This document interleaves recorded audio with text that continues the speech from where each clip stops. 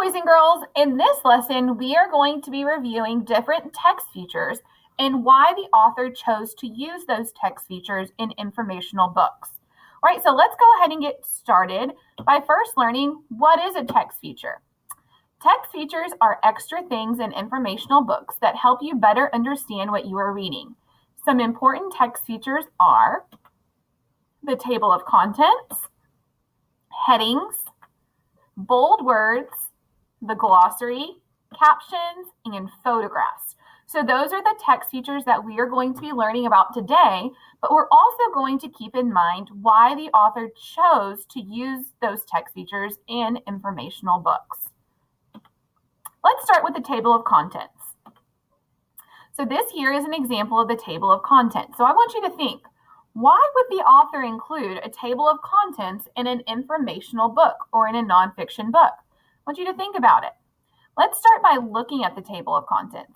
Here I see that there are different sections, and I can also see the page number of those sections. So I can see there's a section called What are Lizards, Where Lizards Live, Shapes and Sizes, Skin Colors, Legs and Tails, What Lizards Eat. So this is giving me a lot of information, and I think that all of this information is probably going to be found in the book that I'm reading. So let's see, why do authors use text features like the table of contents? So the table of contents is located at the beginning of a book, and it tells the key topics in the order they are presented. So this is telling me everything that's going to be in this book titled Lizards. So I think that the author included the table of contents to tell me all the different things that I'm going to learn about. It also tells me the pages that I'm going to be able to find that information. So the table of contents is a very helpful text feature that tells me what I'm going to be learning about and where I can find that information. Next, we're going to be learning about headings. Headings are located right here at the top of the page. So what is the purpose of a heading? The heading tells us what that section is mostly about. So this section that we're learning about, or that we see on the page, is called What Are Lizards? So this section of the book is going to be telling me what lizards are.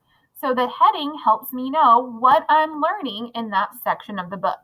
So headings are another important text feature that help us know what we're learning about. Next, let's talk about bold words.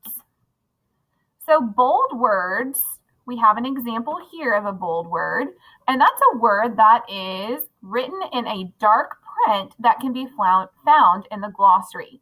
So this word scales is written in a bolder print than all of the other words around it. That means that I can find the meaning of that word in the glossary. So why do you think authors would use bold words in nonfiction text? I want you to think about that.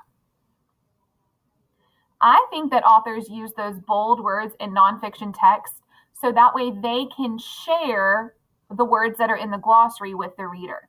I know that that word scales is also a really important word in the book. So the glossary is going to help me figure out what that word scales means if I don't know it.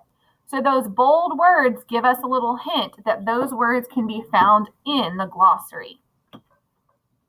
Right now, let's talk about the glossary. So here's an example of a glossary. Let's read what a glossary is. A glossary is a list of important words and definitions. And as you can see, that bolded word scales is right here. And scales means a small, thin plate on an animal's body. Okay, so the glossary is where they have all of those important words, but they don't just have the important words. They also have the meaning or the definition of those important words. So think, why would the author include a glossary in a nonfiction text? I think the author included the glossary to help us figure out what those important words mean, and it gives us a place to look up the important words if we don't know what it means. So the glossary is another important text feature.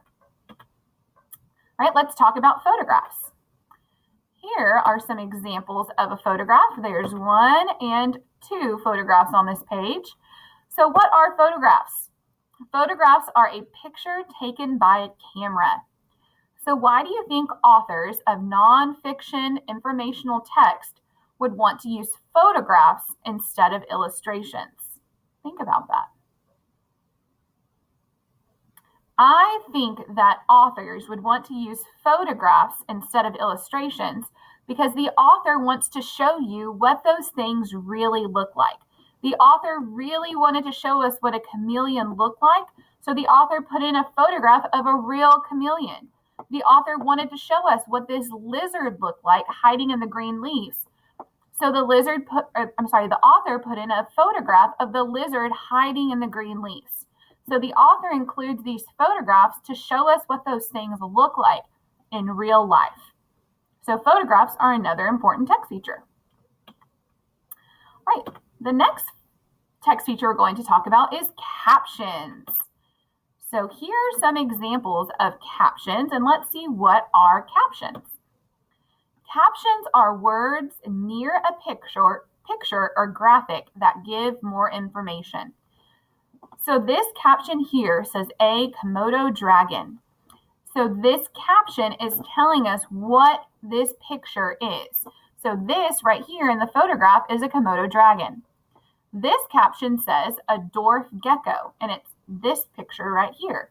So this photograph is showing us a dwarf gecko. Those captions give us more information about the picture. So why do you think the author would want to include captions in their nonfiction book?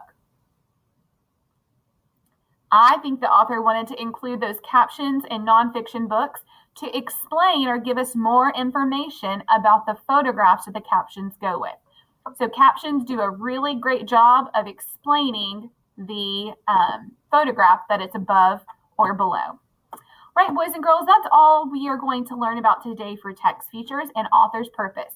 In the next activity, you're going to hear a read aloud where you're going to hear the teacher share informational text with you and also talk about the author's purpose of some of those important text features. And then you're going to have a chance to read a nonfiction text on your own and point out all the important text features. So have fun, and I hope you enjoy reading some nonfiction text and thinking about the author's purpose.